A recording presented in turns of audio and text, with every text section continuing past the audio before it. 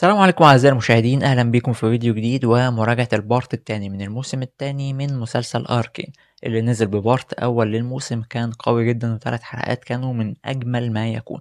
فهل الموسم هيكمل بنفس القوة اللي بدأ بيها ولا لأ؟ ما زالت الحرب شغالة وما زالت جينكس هي المطلوبة رقم واحد للعدالة، وما زال الناس اللي عندهم مصالح غير تحقيق السلام من الحرب شغالين عشان يحققوا المصالح بتاعتهم دي، والأوضاع غير مستقرة تماما. البارت التاني نجح بشكل رائع جدا في ان هو يبروز شخصية جينكس ويبين لك قد ايه الشخصية دي كتابيا حلوة جدا ومكتوبة بطريقة كويسة قوي، وقدر ان هو يبروزها بطريقة حلوة جدا ويخليها لك ان هي دلوقتي البطلة رقم واحد لعالم أركين. لكن اللي يستحق التحية فعلا هي جودة الكتابة في العمل. جودة الكتابة في عالم أركين حلوة جدا لأنه عالم مهتم قوي بكتابة الشخصيات بتاعته وبكتابة التفاصيل والأحداث وكل حاجة. المسلسل مازال بالقوة اللي هو بدأ فيها، يعني هو بدأ برتم قوي وسريع وأحداث قوية، مازال مستمر على المنوال ده، مازال الرتم بتاعه سريع، الرتم ما بيوقعش، مازالت الأحداث بتاعته قوية، بل الأحداث بتزيد قوة كل ما بتتقدم أكتر.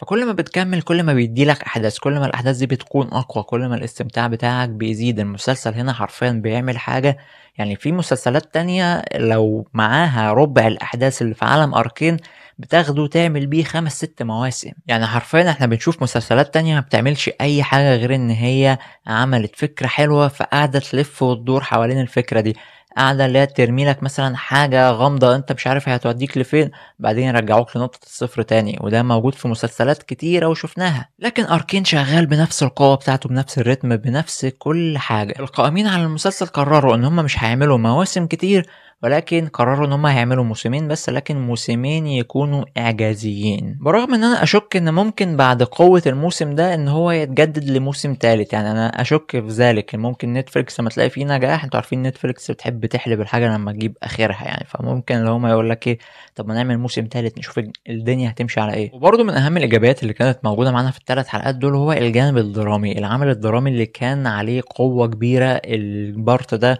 وممكن اقول ان البارت ده دراميا هو اقوى حلقات كانت موجودة في مدار المسلسل لغاية دلوقتي. المسلسل قدم دراما حلوة جدا، وحتى في نهاية الحلقة الستة كانت في قفلة درامية كانت حلوة قوي. ولكن للأسف إن الأجندات زي ما كان ليها نصيب معانا في أول 3 حلقات ليها نصيب برضو معانا في تاني 3 حلقات. ومن البداية هو من أول مشهد هو بيديلك أجندات على طول. في برضو مشكلة تانية أنا واجهتها، إن في بعض الأحداث يعني أنا ما فهمتهاش 100%.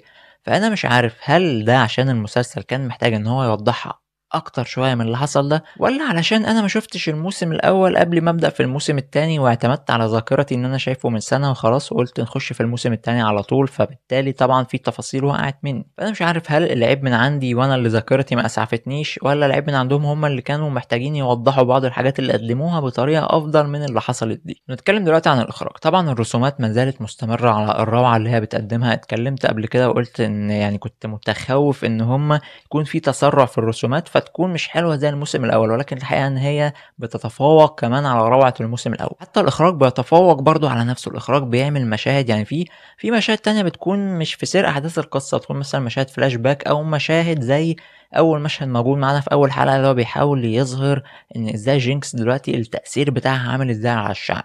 يعني تشوف المشهد ده معمول اخراجيا روعه. مشاهد الفلاش باك اللي بتحصل برضه روعة. كان هو عبارة عن يعني عبارة عن موسمين من الابتكار وحاجة جديدة علينا وحاجة جديدة معمولة بشكل حلو. يعني أركين لغاية دلوقتي مقدم مستوى هو صعب إن حد تاني يجي ويتخطى. بس كده أعزائي المشاهدين يكون خلص فيديو النهاردة. ما تنسوش تدعموني وتعملوا لايك وشير، وتأكدوا إن أنتم مشتركين في القناة ومفعلين الجرس عشان يوصلكم كل جديد.